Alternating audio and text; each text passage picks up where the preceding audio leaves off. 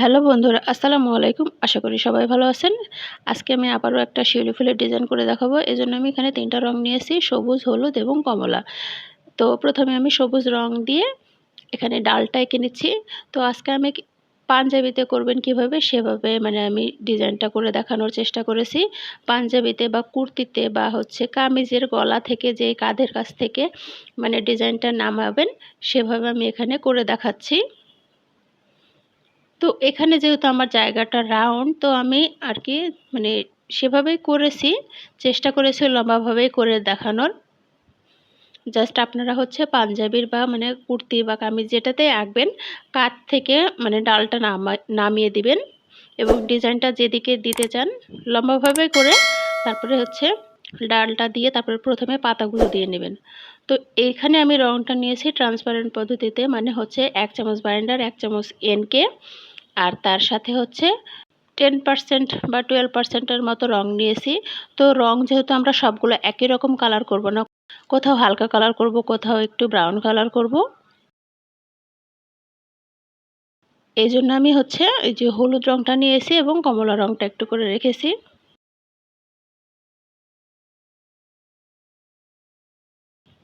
তো প্রথমে আমি এখানে পাতাগুলো এঁকে নিচ্ছি, আর এই রংটা অবশ্যই ট্রান্সপারেন্ট পদ্ধতিতেই করবেন।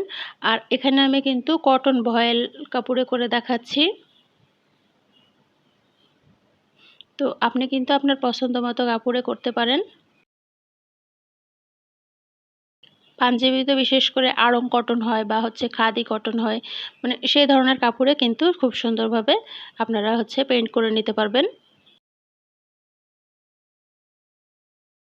এই পাতাটাকে আমি একটু উল্টিয়ে দিচ্ছি, একটা ডালের দিকে যখন তাকাবেন দেখবেন পাতাগুলো কিন্তু সবগুলো একই অ্যাঙ্গেলে থাকে না, এক একটা পাতা এক এক রকম অ্যাঙ্গেলে থাকে।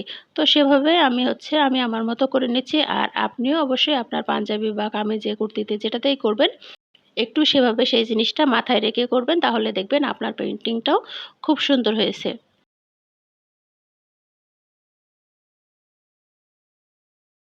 তো এই পাতাটাকে একটু আমি আবার ডিজাইন করে নিলাম। পেইন্টিংটা আসলে নিজের ব্যাপার। আপনি আপনার মনের মাধুরী মিশিয়ে যতটা সুন্দর করা যায় চেষ্টা করবেন, দেখবেন খুব সুন্দরভাবে আপনিও পেইন্টিং করতে পারতেছেন। তো আমি কিন্তু এই ডালে প্রথমে আগে সবার আগে আমি এই যে পাতাগুলো শেষ করেছি, এখানে কিছু ছোট ছোট পাতা দিয়ে নিচ্ছি।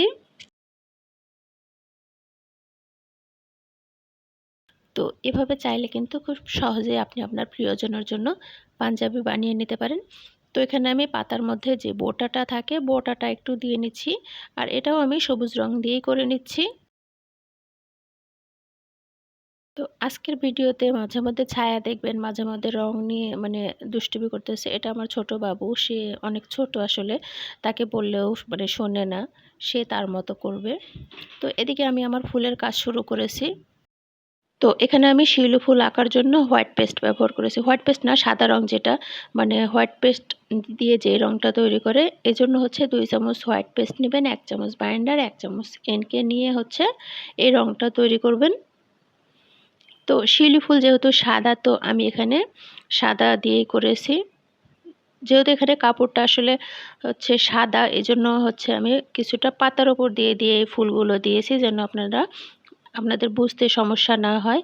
তো এখানে যেহেতু আজকে আমি সরাসরি পেইন্টিং দেখিয়েছি, আমি কিন্তু এর আগেও একটা শিউলি ফুলের ভিডিও শেয়ার করেছিলাম। সেখানে আপনাদের ড্রয়িং কিভাবে করতে হবে, কিভাবে পেইন্টিং করবেন, এঁকে এঁকে একদম খুব সুন্দরভাবে আমি কিন্তু ওখানে বুঝিয়েছি। তো আপনাদের এখানে সমস্যা হলে ওই ভিডিওটা দেখে নিতে পারেন। আর এখানে আমি কিছু কলি দিয়ে নিচ্ছি, দেখুন। বন্ধুরা, আমার পেইন্টিং ভিডিওগুলো আপনাদের কাছে কেমন লাগে সেটা কিন্তু আমাকে কমেন্টে জানাতে পারেন।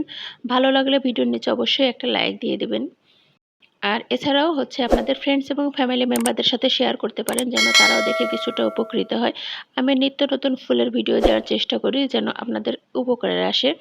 আর শুধু যে শাড়িতে বা পাঞ্জাবিতে পেইন্ট করা হয় তেমন কিন্তু না, ঘরের যে কোনো কাপড়ে আপনি রং করতে পারবেন এবং ঘরটাকে খুব সুন্দরভাবে ডেকোরেট করতে পারেন। পেইন্টিংয়ের জিনিস দিয়ে ঘর সাজালে কিন্তু ভালোই লাগে। জানালার পর্দা থেকে, ঘরের বিছানার চাদর থেকে, টেবিলের ক্লথ, কুশন কভার, এমন কিছু নাই যেটাতে আপনি পেইন্ট করতে পারবেন না। তো একটু চাইলে কিন্তু খুব সহজে আপনি আপনার ঘরটাকে নতুন করে রাঙিয়ে নিতে পারেন। তো আমি কিন্তু খুব সহজে এখানে হচ্ছে শিউলি ফুল করে দেখানোর চেষ্টা করেছি। একে, একে করতে গেলে কিন্তু বিভিন্ন ধাপে, ধাপে করতে হয়। কিন্তু এই যে এরকমভাবে ৪ টা ৫ টা আরকি অ্যাঙ্গেল করে দাগ দিয়ে নেবেন। তারপরে আরেকটু তুলে নিয়ে জাস্ট হচ্ছে ওই দাগের উপর দিয়ে একটু করে টান দিয়ে নিলেই কিন্তু খুব সহজে শিউলি ফুল হয়ে যায়। আর এখানে দেখুন হচ্ছে আমি যে কমলা রংটা নিয়েছিলাম সেটা দিয়ে আমি বোটা দিয়ে নিচ্ছি। শিউলি ফুলের বোটাগুলো কিন্তু কমলা কালার হয়। দেখতে ভালোই লাগে। আর এদিকে যে কলিগুলো রেখেছিলাম কলিতেও আমি একটু করে কমলা রং দিয়ে দাগ দিয়ে নিলাম। আর এখানে এই যে দেখুন আমি পাতাতে হলুদ রং দিয়ে শিরা-উপশিরা দিয়ে নিচ্ছি। তো এখানে আমার একটু ভুল হয়েছে।